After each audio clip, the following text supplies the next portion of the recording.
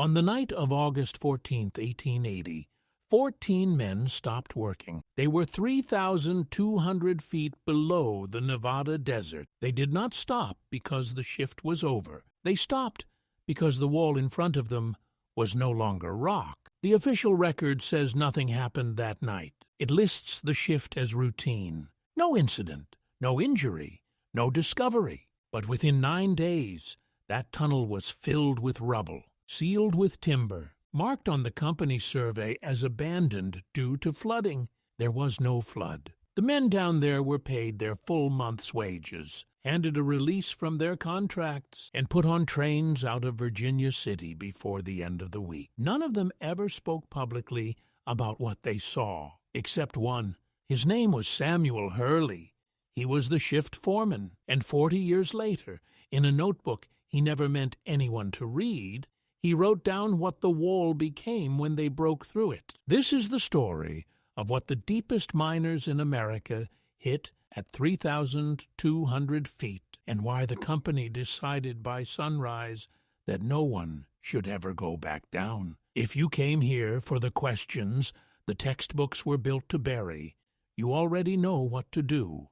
Subscribe. We go down where the official record refuses to follow, into the mines, under the cities, beneath the monuments, and we drop a new investigation every week, because the official story of the Comstock lode is one of the most documented in American history. The silver, the fortunes, the bonanza kings, it is all there, polished and complete. But the deeper you go, foot by foot into the rock, the more that story contradicts itself, and at 3,200 feet, it stops making sense altogether. Here is what the record says. The Comstock lode was discovered in 1859 in the hills above what would become Virginia City, Nevada. For 2 decades, it produced more silver than anywhere on Earth. The mines made fortunes that built San Francisco, financed banks, and funded the careers of men whose names are still on buildings today.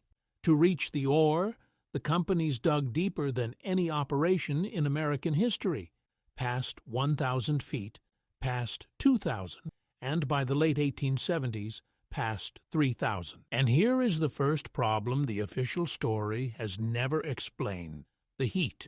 At 3,000 feet, the temperature in the Comstock drifts reached 120 degrees, in some pockets 130.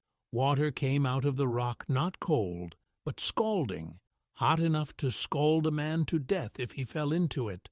The companies brought in industrial ice, 95 pounds per man per shift, just to keep crews alive long enough to work.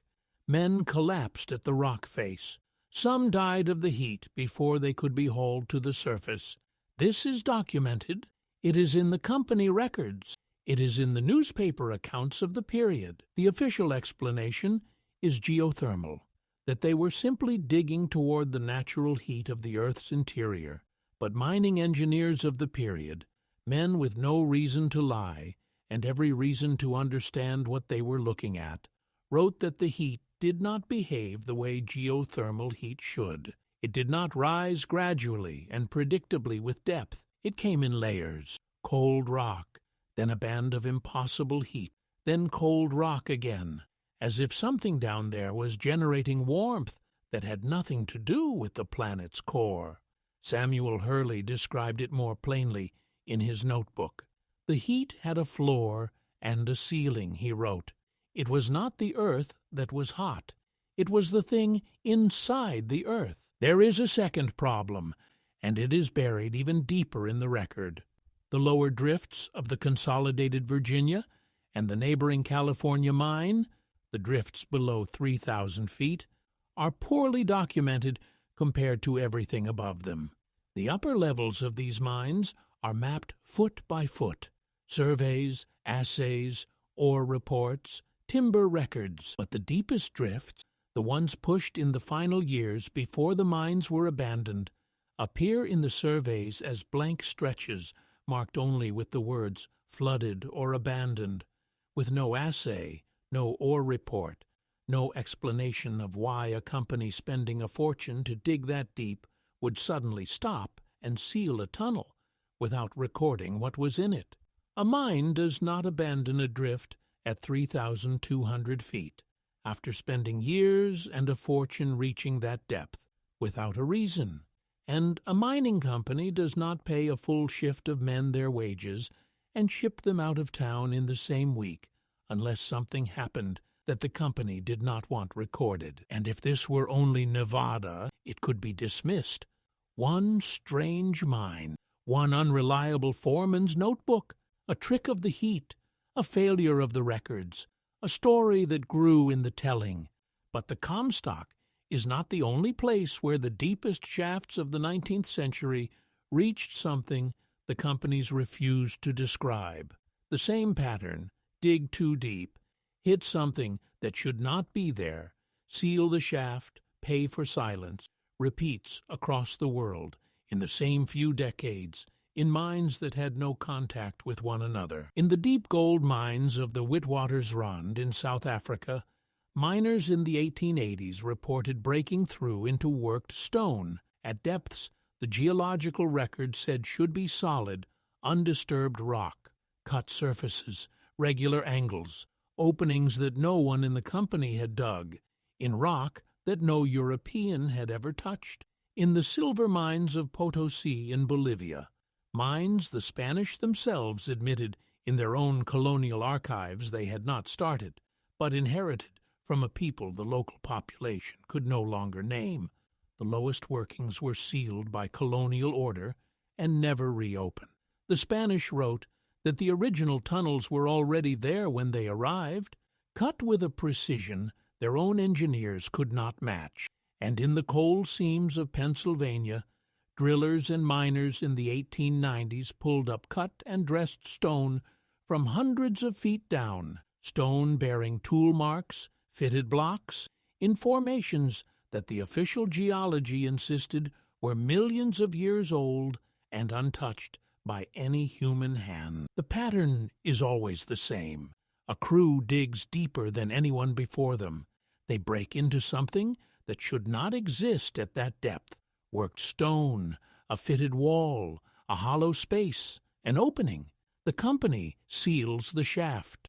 The official reason given is always one of the same three words: flooding, gas, or collapse, and the men who were there are paid to leave. This is the part of the picture that no single mining history will assemble for you, because no single mining history is supposed to look at more than one mine at a time. Put them side by side, and a question forms that the official record has no answer for. What if the rock beneath our feet is not the empty, undisturbed stone the textbooks describe?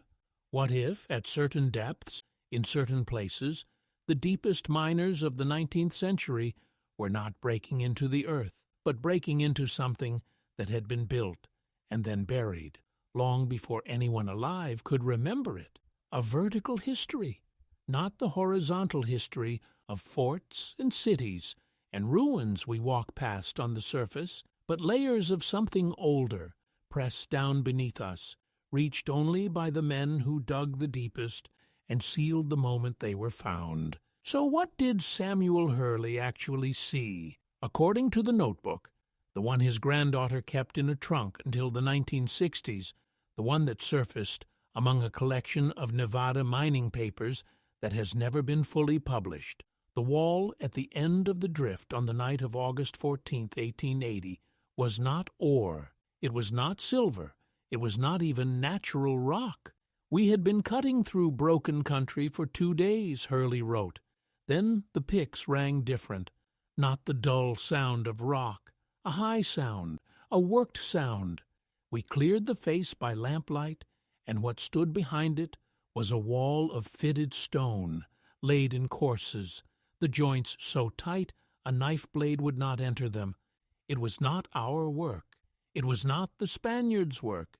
It was older than any work I had ever been taught to recognize. He wrote that the heat was pouring out of it, not from the rock around it, but from the wall itself, and from a dark opening in the center where 2 of the stones had been displaced. He wrote that 2 of his men went through that opening with a lamp, that they were gone for the better part of an hour, that when they came back they would not speak, and that one of them was never the same again, and left mining altogether before the month was out.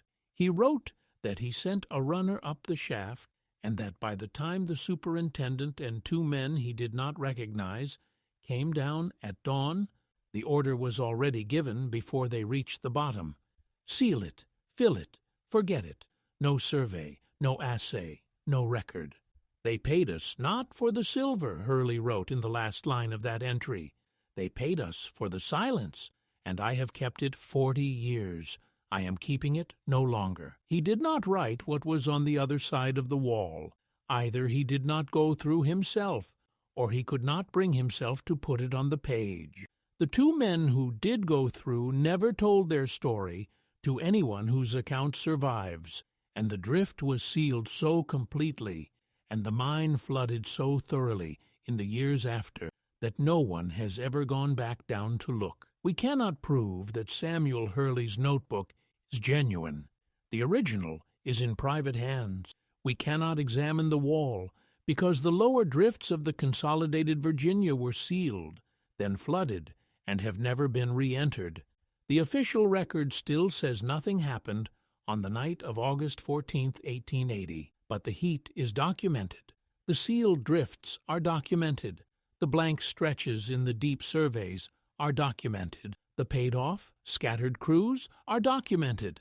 And the same story, dig too deep, hit worked stone, seal the shaft, pay for silence, repeats in mine after mine, on continent after continent, in the exact same decades when the official history of the modern world was being written down and locked into place. The rock has not changed.